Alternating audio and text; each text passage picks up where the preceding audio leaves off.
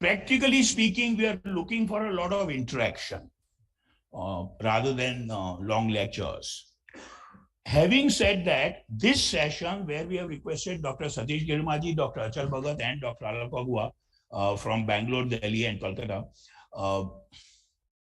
as really experienced resource persons, there will be a little more of possibly a talk, if not a lecture, and lesser of interaction. And that's well deserved because all three of them are hugely experienced in the areas and beyond the areas that they're going to talk about today. But after lunch today till tomorrow afternoon, I really would like all of us who are here today and those who are going to join in between to make sure this we can have this session interactive.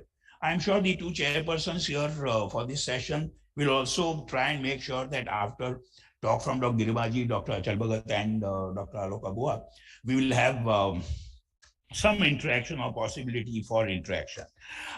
If the chairpersons will permit, although frankly it's their prerogative to introduce the next three speakers, and I'm sure they will, but in this multiple confused role psychiatry and mental health unit of NSMH, especially on the areas of IDDs. Satu, my friend, Satu and I joined faculty together. So Satu is exceptionally qualified, perhaps the most qualified person in the country, I should think individually, to talk about this issue of interface between IDD and mental health. It's really kind of Dr. Satish Girmaji to have agreed to be here, at least online, and educate all of us. Dr. Achal Bhagat, Senior Consultant at Apollo Hospital, Delhi, is also a hugely accomplished and committed, passionate mental health activist and disability activist. He founded the Sarthak organization nearly 30 years ago. He now chairs the illustrious, notable organization called ADI.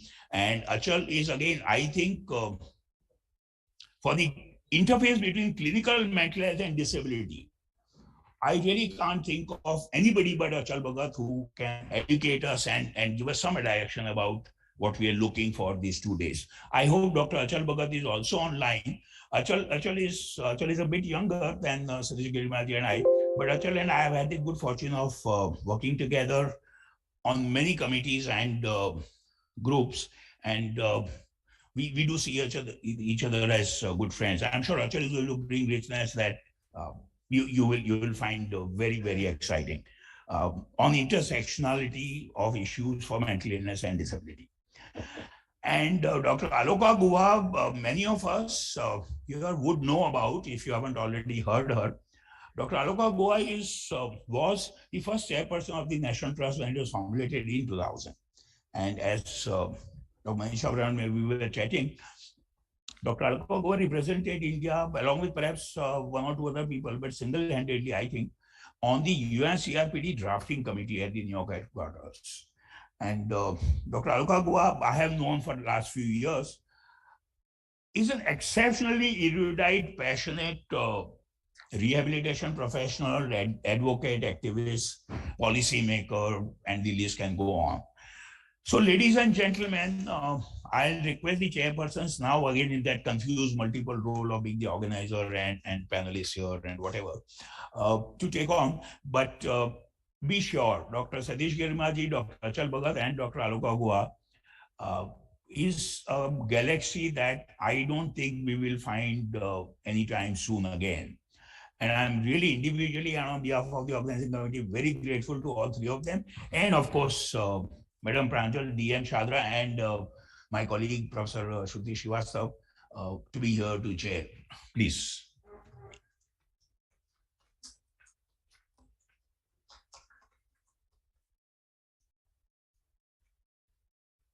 Baljeet Singh Bhatia.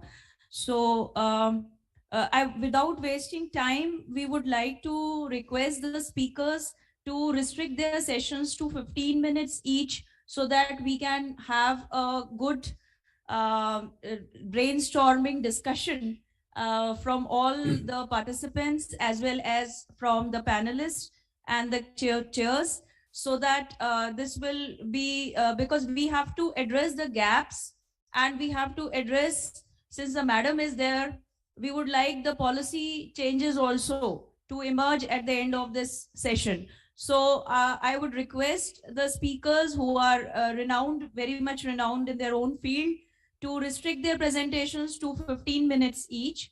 And I would request now Senior Professor NIMHANS Bangalore, Dr. Satish C. Girimaji, to please start the presentation. He will be joining us virtually from NIMHANS Bangalore.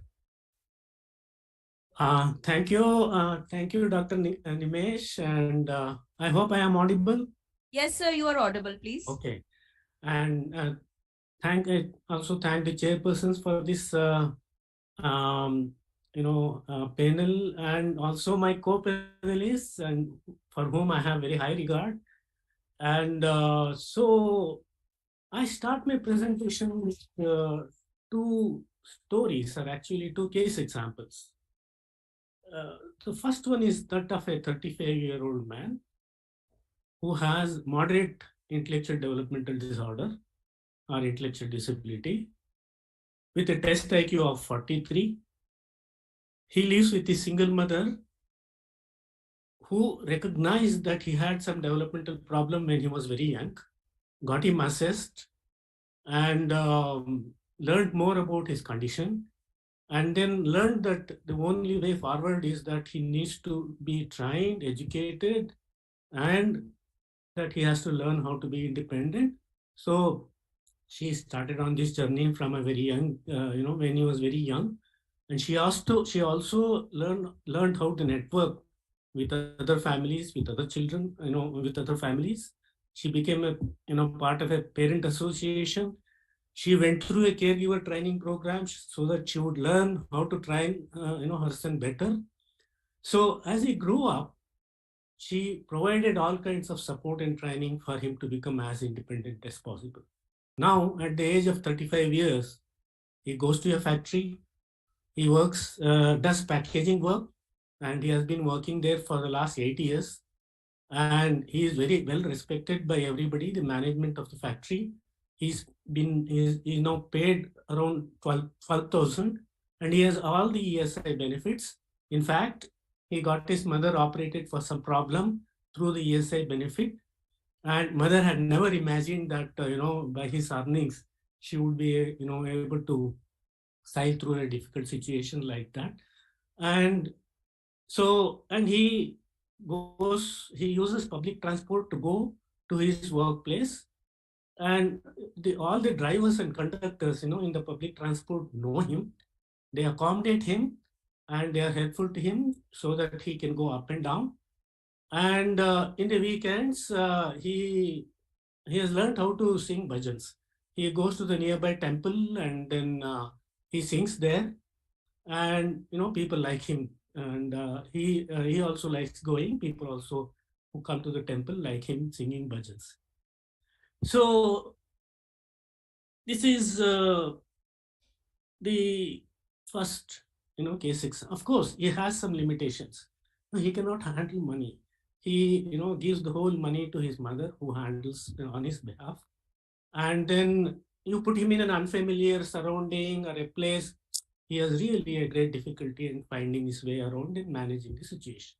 But on a day-to-day situation, in a day-to-day living, he is able to manage most of these things. Let me come to the second example. This is a 22-year-old young man, mild intellectual disability, with a test IQ of 66, and who also has features of hyperactivity, impulsivity, features suggestive of attention deficit hyperactivity disorder from a very young age. And his parents have been very, very behind him, so that he would study well. He would at least, and they have very high expectations on him. They have always had difficulty in accepting his limitations in his intellectual functioning and his ability to learn. And they have been pushing him so that he would at least do graduation.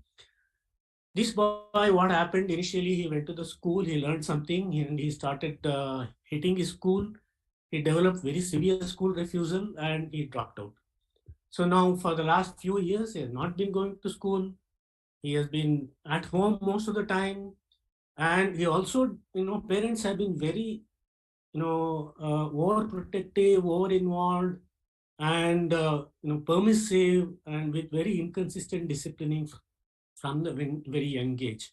They have been, pampering him, and then, so that problem has been there in parenting.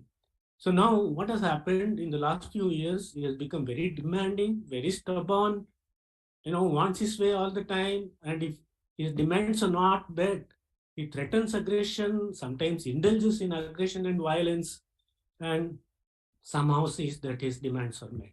He spends most of the time, on his tab, watching YouTubes, sometimes ordering food that he likes, and then he has now become quite obese. Sometimes he goes to the father's shop, he sits there for a few minutes, and then he starts interfering with the work there, and then it's become a headache for everybody whenever he goes to the. So now family, after so many years, initially they never sought any kind of help except for, first one or two assessments. But now they find it extremely difficult to handle, and he hardly does anything that is useful throughout the day. So this is the second example. To summarize, the first one, though he has moderate IDD, he enjoys very good mental health, he is productive, he is a useful member of the society, and then he and his family are quite happy with each other. Whereas you look at the second one, he has lesser degree of intellectual impairment, lesser degree of intellectual disability. He is actually IQ of 66, but he is so disabled and his family is so troubled, they are almost burnt out. So you can see the contrast between these two cases, and that becomes the focus that I use to make some points. So what are the things that we learn from these two examples? First is that severity of intellectual impairment is a poor predictor of disability.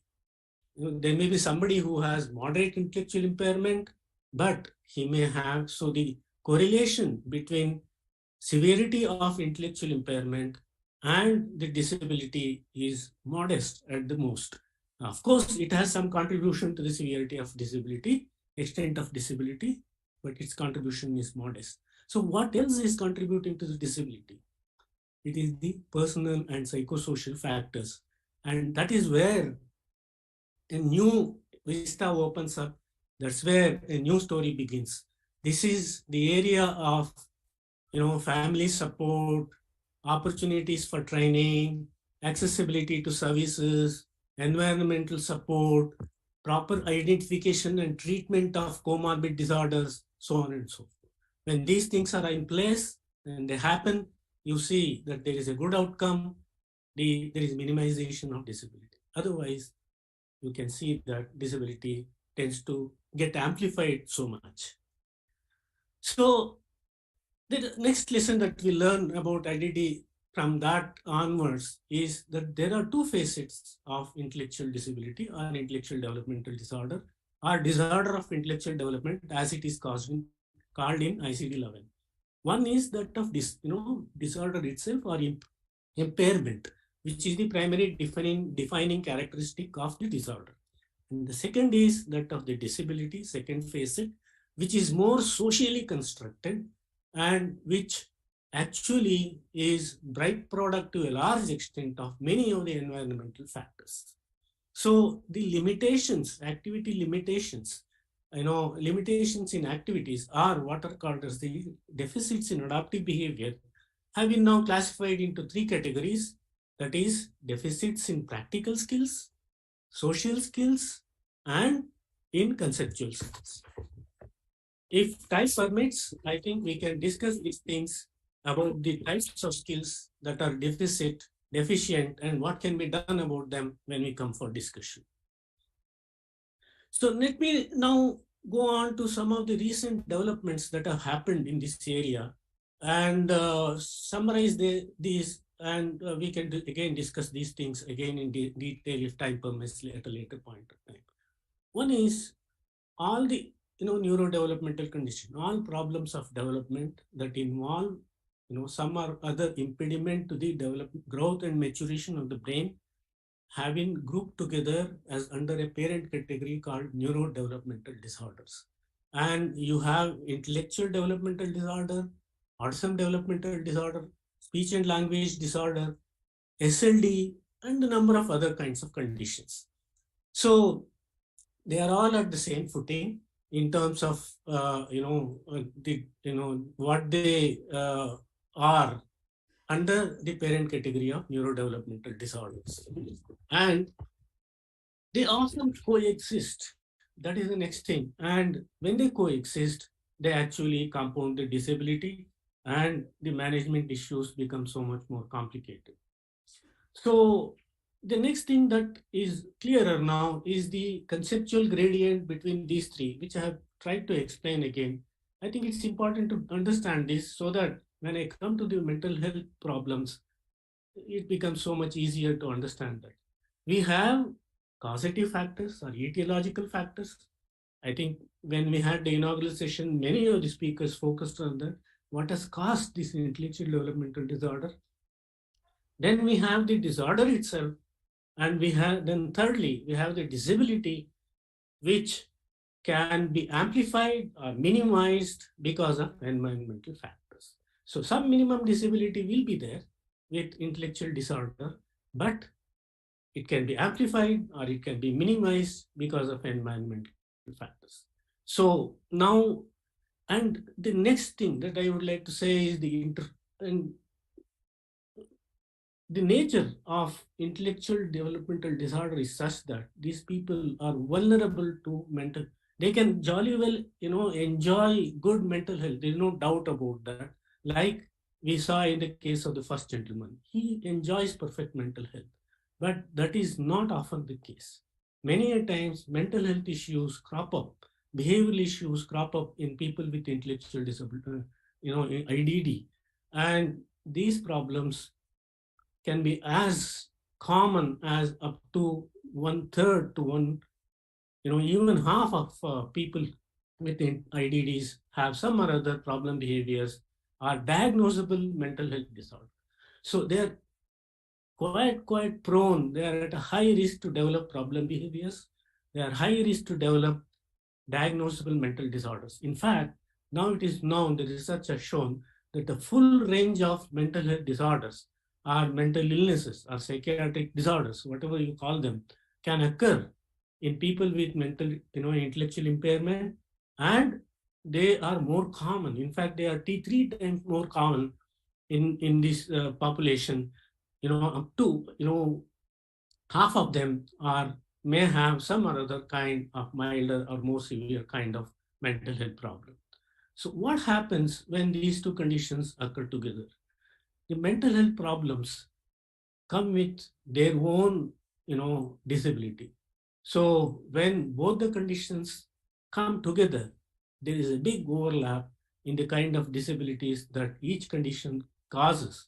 And then you have a compounded situation where the degree of disability goes up, is heightened, it is escalated to such an extent that very often the persons become very disabled, and their participation and activities are severely restricted.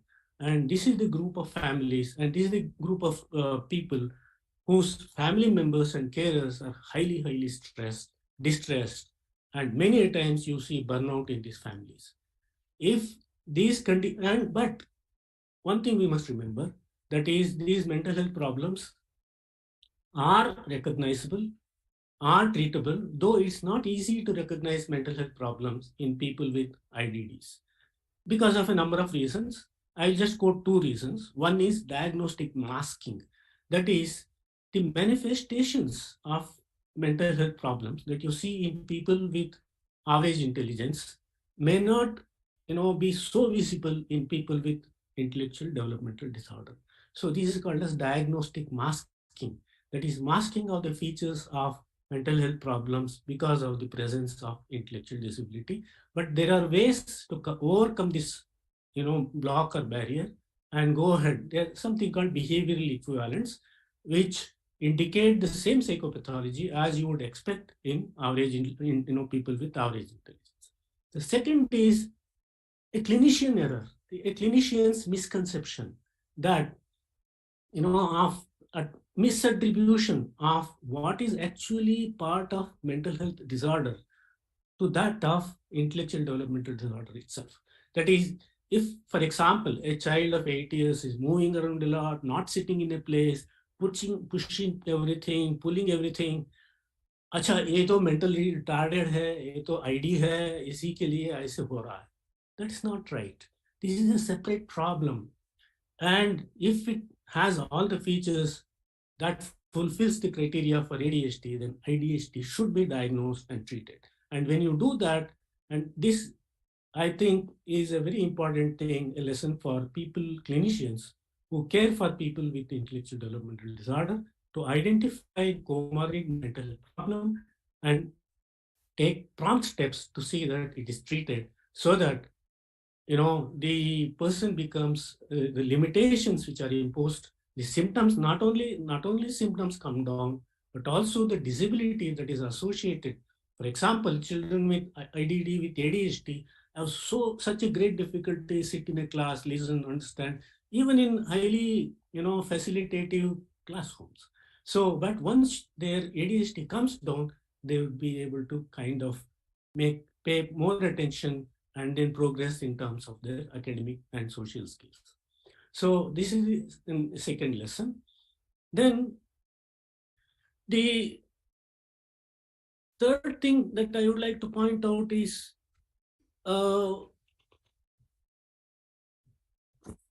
there is a recent development in terms of, disability can be caused by a number of different kinds of disorders. It can be caused by intellectual developmental disorder. Mental health disorders also have their own activity limitations and disabilities. So where is the meeting point?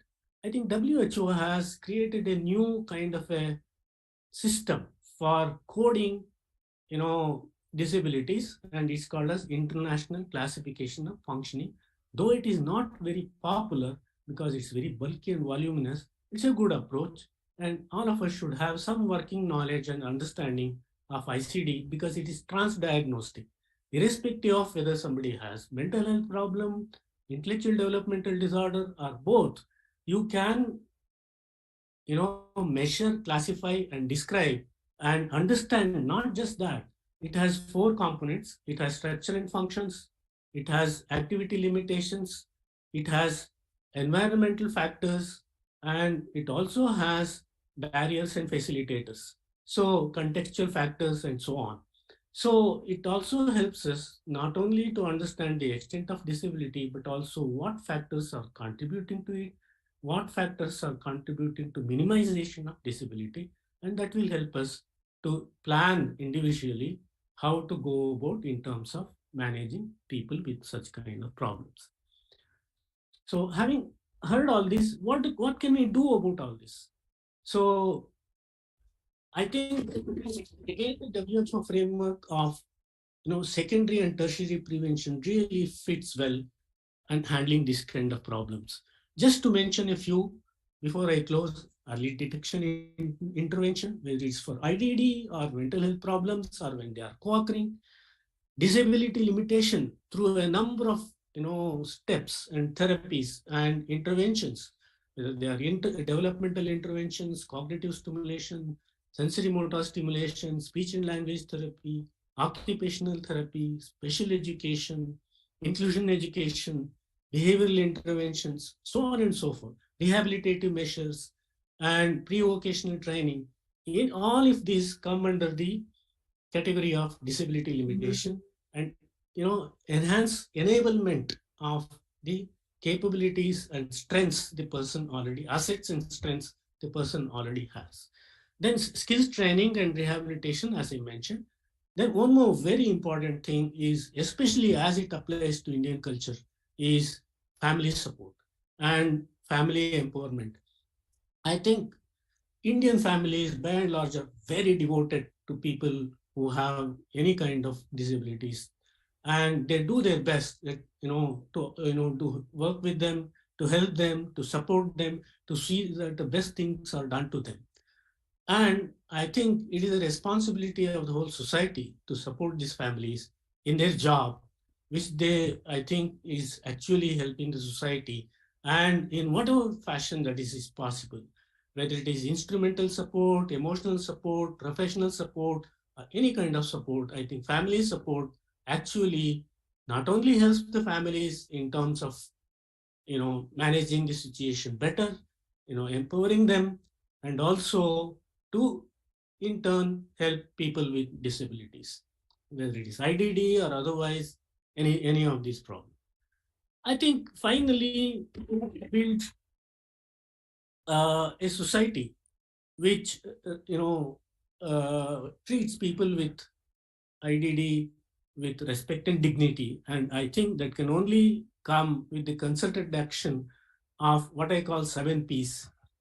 That is, people with disabilities themselves. Now there is a self-advocacy movement that has started for people with intellectual developmental disorders who can be self-advocates for their own problems. Then the second is parents and family members. And third is professionals. And fourth is policymakers. Fifth is politicians. Sixth is public at large. And lastly, public laws. So all these things need to be geared towards making the life,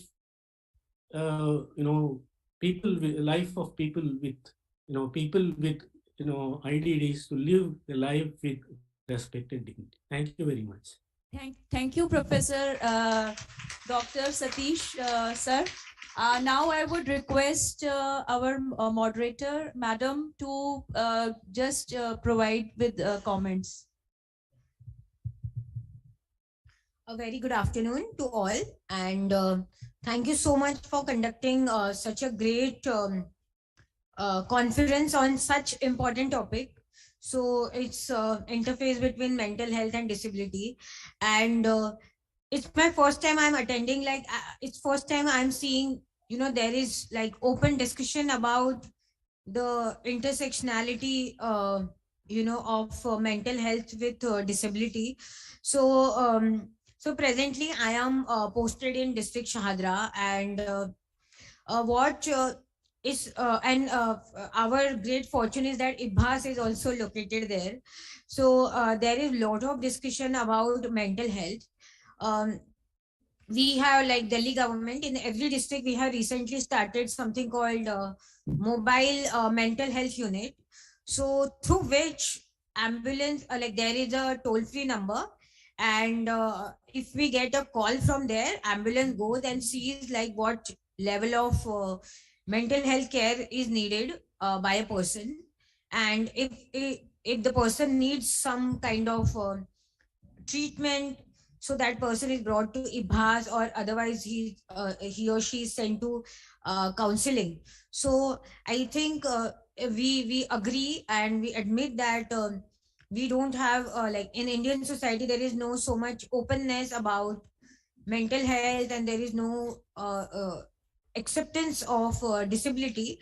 But as more and more we have such kind of discussions, conferences, society will also open up towards its own reality, because reality is certainly not very positive. But if there is complete acceptance of reality, then certainly solutions will emerge. And today I really expect that out of all the presentations happening now and tomorrow also, some great solutions will come, because finally that's the future. And I really say all the best to all of you. Thank you. Our special friend and guest, Ma'am Pranjal Pratil, needs to leave because there must have been some gap again between us as organizers and her about the time. And our apologies for that. So one big round for our friend, please, before she leaves. Thank you.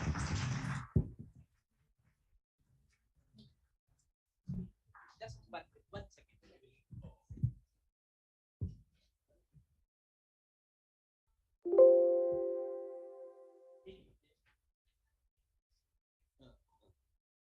I call upon Rupali.